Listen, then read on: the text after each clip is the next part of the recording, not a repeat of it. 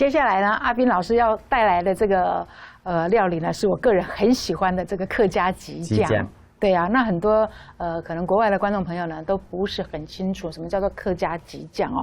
待会儿阿彬老师说，我会教你们自己怎么做啊，因为很可能外面不一定可以买得到。对，国外的好朋友的话，当然他们自己去在家里可以简单的做，其实这就是荆棘，然后我们自己下去做这个切割之后去拌炒，他们会去炒一些糖啊这些部分去炒，其实就跟我们在做这个果酱这个概念是相似的，差不多，对，相似的。那也有人做辣味的，那就是加辣椒啊这些去调配不同的比例。那炒的时候要放油吗？都不行。就是它不会去放油，我们就是去炒。哦，就最主要是把它的那个皮煸香，皮煸香了之后，一样去把它压榨去碎，这样最后做成像果酱这样子。哦，就可以用了。这就是吉酱的部分。OK。对，那当然我要跟做这个分享是辣味的吉酱鸡。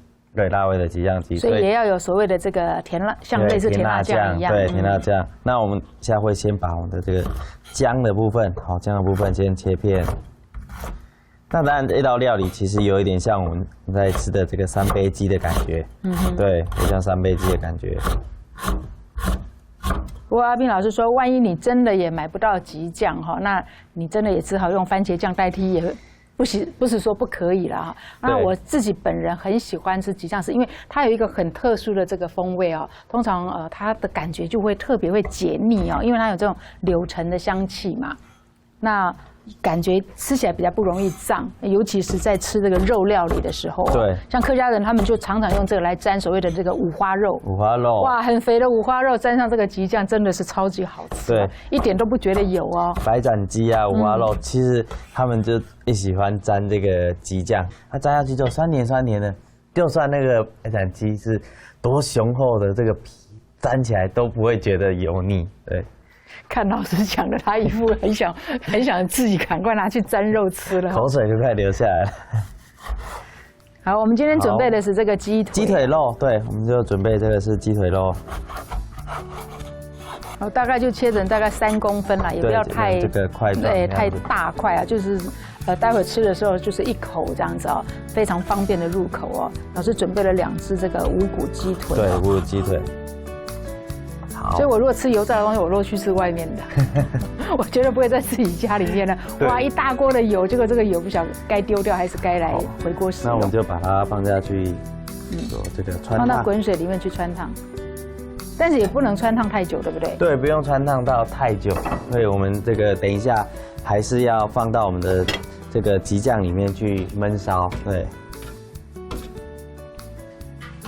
好，这时候我们就可以把我们另外一边也来准备我们的这个锅子，让它加热。其实老师，你们家就是说小时候你们家就在开这个烧腊店嘛？对。好，那我知道烧腊店其实是叫搞缸的啦。对。真的是我们吃到那个叉烧肉这么好吃啦，不管是那个叫什么肉啊？这个皮厚厚那个烧肉，那就是用这个3层肉下去制作的。对，那个真的都是非常费功夫的这个对料理，烤鸭啊这些都是比较费工的。可是老师在这样子的环境下，我说，哎，你是不是很喜欢料理才去？他说不是，我是被逼的。因为其实大家当然也要笑，可以这个在读书的这个时代的时候，一定都是想玩嘛。对呀，对呀。上课就是期待下课。没错，没错。那我们就是都是想要玩。那有时候就是家里在做这个生意，所以生意的小孩就是时间到就是要回家去这个帮忙。对啊，所以都是嘴巴翘翘的，然后进去帮忙。可是没想到后来念高中的时候选择餐饮科，哇，老师觉得这孩子怎么这么有天分呢？其实班上同学很多人都没有拿过菜刀，对，哇，居然可以拿双刀在那边舞的时候呢，哎，他是信心就来了，然后就开始去参加一些厨艺大赛哦。你这样一开始只是为了没有在乎刀工啦，回去只是为了想要偷吃一块肉，所以剁的都很大块。那后来才会慢慢去学习啊，才知道原来是刀工是很重要的。对啊，看老师今天呢分享的是这个客家的一些创意料理呢，可是实际上老师最厉害的居然是法式跟意式料理。对，我们一开始就放这个姜片的部分，好，那稍微让它去做爆香。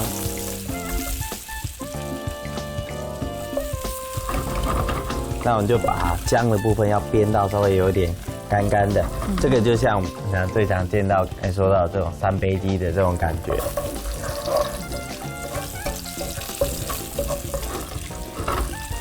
好，我们辣椒的部分就看我们这个喜好的辣度的状况去做这个调整都可以。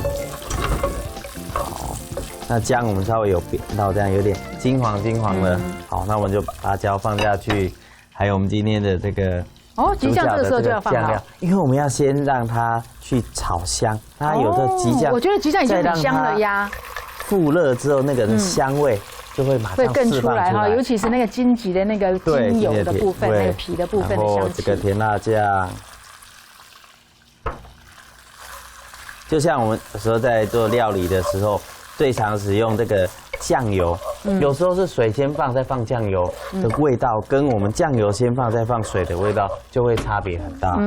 对。不过我还第一次看到鸡酱可以这样子哎，秀一下这个味道，对，我爱的鸡酱的味道，那个味道又跑出来了。对，它加热过后跟我们感觉直接沾的那种味道又不一样了，真的是不一样。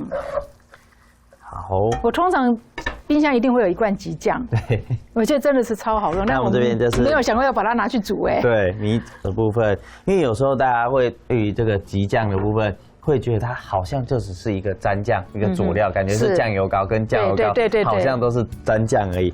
有时候大家就没有想到，其实它也是一个料理的这个调味料。那我们搭配一点点的一个糖，然后一点点胡椒，还有胡椒粒，好。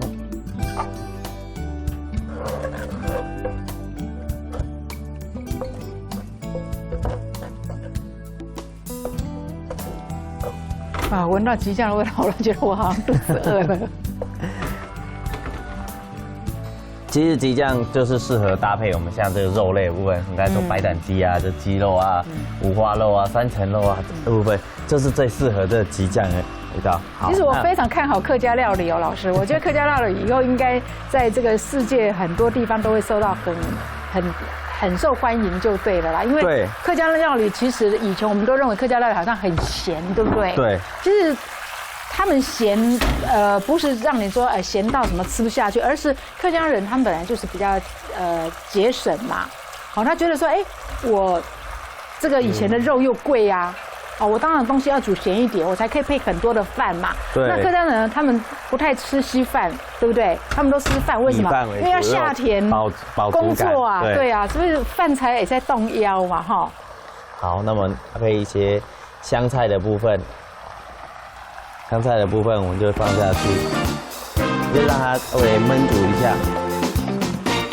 放香菜的话，它有时候会比较会黑掉，因为煮了会黑掉，所以我们会整根的把它放下去。那等一下焖煮过的时候，我们会把它挑起来，会另外把它挑起来。最主要是要我们香菜的这个香气。对，那当然让我们就朋友如果在家里自己有香草啊，像说有迷迭香啊、有百里香这个香料部分，也都可以把它放下去，增添它一个鸡肉的风味。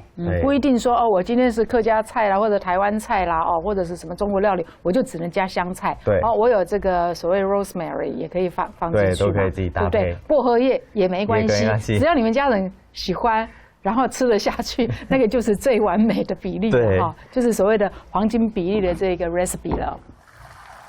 所以就是要把它这个汁再稍微收干一些，对，有点像我们这个三杯鸡的这种感觉。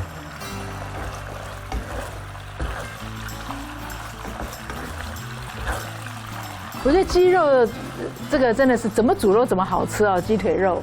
对，其实鸡腿肉的部分，我们在久煮的话，它也是一样很嫩，对，都一样很嫩。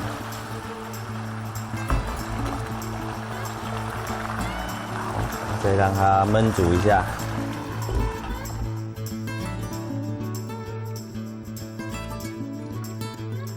好，那我们酱汁已经差不多开始有这个浓稠了。这时候就是火要再大一点。对，火又再大一点。但是也引大家，如果我们在最后的这个程中就要一直去做搅拌，因为有可能我们在这个前面的这工作做得很辛苦。可能是最后几秒钟没有注意好，可能烧焦了，这一盘料理就毁了。所以我们在这里的时候，最后收汁的这个动作的话，也要特别提醒大家要注意。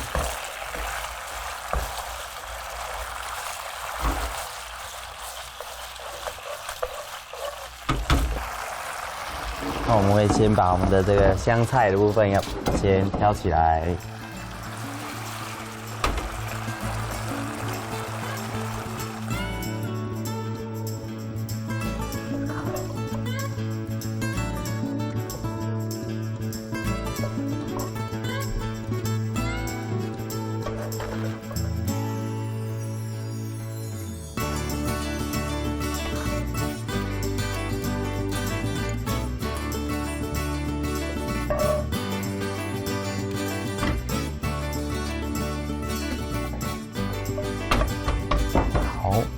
老师还没有摆盘之前，我真的很想吃一口这个吉酱的这个味道。